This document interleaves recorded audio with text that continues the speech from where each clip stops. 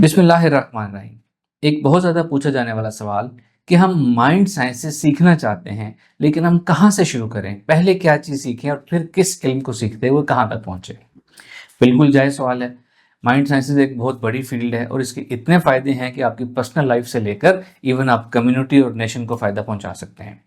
तो वो लोग जो ये जानना चाहते हैं, समझना चाहते हैं कि हम सबसे पहले क्या चीज़ सीखें माइंड साइंसेज़ की, तो उससे भी पहले आपने ये तय करना है कि आप कहाँ से सीख रहे हैं।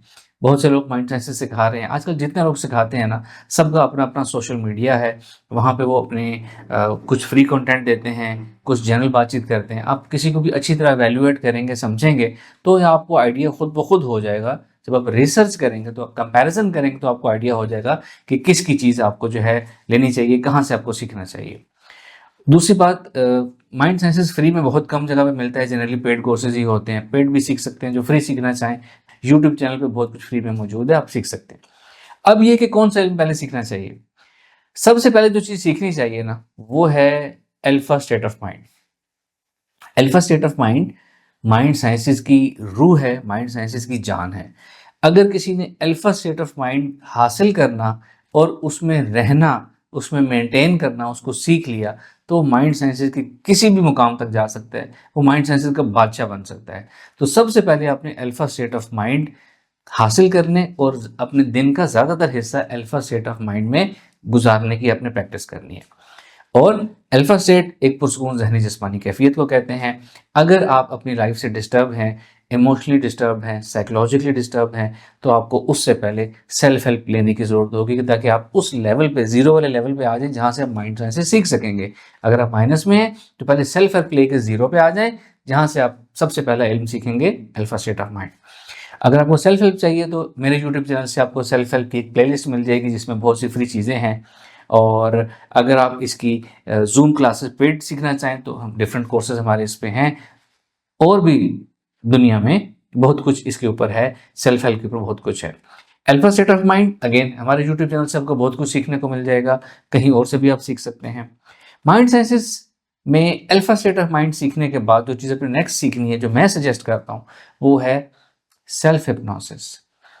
अपने आप के अंदर प्रोग्रामिंग करना, अपनी माइंड प्रोग्रामिंग करना, अपनी आदत चेंज करना, अपने अंदर पॉजिटिव चीज़ें डालना, अपने आप को डिसिप्लिन बनाना, एनर्जेटिक बनाना, अपनी स्पिरिचुअल पावर्स एक्टिवेट करना, अपने आप को हिप्नोटाइज करके अपने अंदर अफर्मेशंस के ज़रिए प्रोग्रामिंग करना, इसको हम सेल्फ हिप्नोसिस कहेंगे या अफर्मेशंस कहेंगे।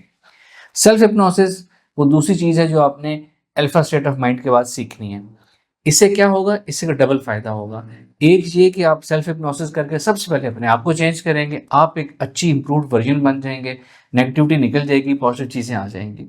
दूसरा फ़ायदा ये होगा कि आपको सेल्फ हिप्नोसिस अप्लाई करने से अपने अंदर आप रिज़ल्ट्स देखेंगे, तो आपको अपने ऊपर यकीन आएगा, इस इल्म के ऊपर यकीन आएगा कि यस, ये बहुत काम का इल्म है। जब ये यकीन आपका आ जाएगा, तो फिर माइंड साइंसेज़ के बाकी उलूम सीखना आपके लिए बड़ा आसान हो जाएगा। इसके बाद जो चीज़ आपको सीखनी चाहिए, वो मैं रिकमेंड करूँगा हीलिंग, माइंड पावर हीलिंग। दुनिया में बहुत सी हीलिंग की किस्में सिखाई जाती हैं, रेकी का आम लफ्ज़ इस्तेमाल किया जाता है। हम रेकी नहीं सिखाते, हम माइंड पावर हीलिंग सिखाते हैं, स्पिरिचुअल हीलिंग सिखाते हैं। हमारे माइंड के अंदर इतनी पावर है कि वो किसी सिंबल या किसी और टेक्निक के बगैर किसी को हील कर सकता है। तो अब आपने सेकंड स्टेज पे हीलिंग सीखनी है और उसका सीखने के बाद प्रैक्टिस करनी है और लोगों को फ़ायदा पहुंचाना है, लोगों की हीलिंग करनी है।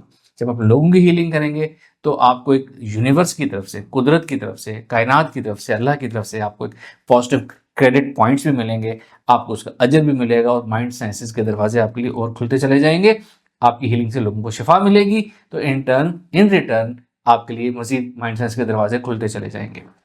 फिर हीलिंग सीखने के बाद जो चीज़ आपने अगली सीखनी है, वो है टेलीपैथी, कि माइंड टू माइंड कम्युनिकेशन से किसी के जहन में कैसे बात डाली जा सकती है, किसी को कन्विंस करने के इम्कानात कैसे ज़्यादा किए जा सकते हैं, किसी को टेलीपैथी के ज़रिए उसको ज़िंदगी की डायरेक्शन कैसे दी जा सकती है, किसी के नफ्सियाती मसाइल कैसे हल किए जा सकते हैं और बहुत कुछ।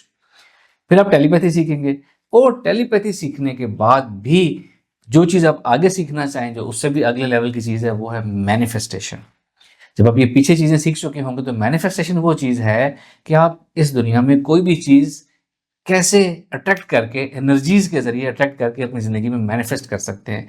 पैसा, दौलत, अच्छे रिलेशन, अच्छा स्टेटस, दुनिया की कोई भी चीज़ मैनिफेस्ट कैसे कर सकते हैं, ये सबसे कीमती चीज़ होती है।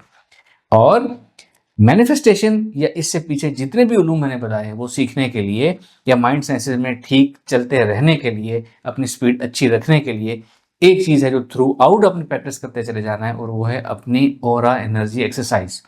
जितनी आपकी ऑरा एनर्जी एक्सरसाइज अच्छी होगी ना, उतनी ही आपकी अल्फा अच्छी होगी, उतनी ही आपकी हीलिंग अच्छी होगी, उतनी ही आपकी टेलीपैथी अच्छी होगी, उतनी ही आपकी मैनिफेस्टेशन अच्छी होगी।